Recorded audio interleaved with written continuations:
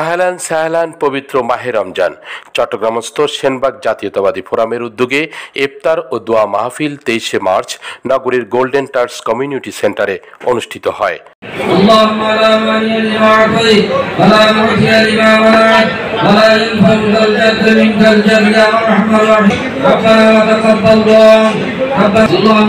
ইফতার ও দোয়া মাহফিলে প্রধান অতিথি ছিলেন জাতীয় সংসদের সাবেক বিরোধী দলীয় চিফ হুইপ ও বিএনপি চেয়ারপারসনের উপদেষ্টা জয়নুল আবেদিন ফারুক।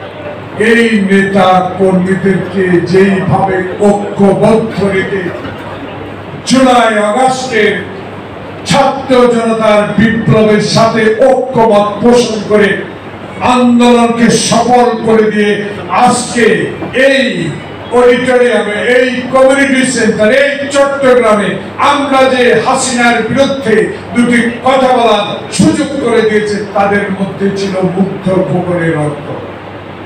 আর সবচেয়ে বেশি সমর্থন ছিল আমাদের নেতা তারেক রহমান, যিনি 10,000 কিলোমিটার দূর থেকে আন্দোলনের রূপরেখা তৈরি করে মানুষের কাছে আপনাদেরকে পৌঁছে দিয়ে জেল জুলুম আয়নাঘর বানিয়ে অত্যাচার করার পরও রুখতে পারে নাই। তাদের সমর্থনে আজকে যারা জুলাই আগস্টের বিপ্লবের দাবিদার, তাদের পূর্ণ সমর্থন দিয়েছে কে?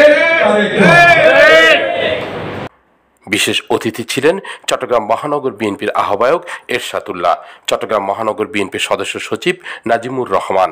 অনুষ্ঠানে সভাপতিত্ব করেন নোয়াখালী জেলা বিএনপির সাবেক সিনিয়র যুগ্ম সাধারণ সম্পাদক মোক্তার হোসেন পাটোয়ারি।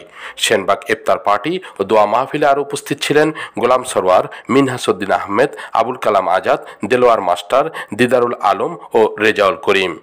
16 বাংলা টিভি, চট্টগ্রাম।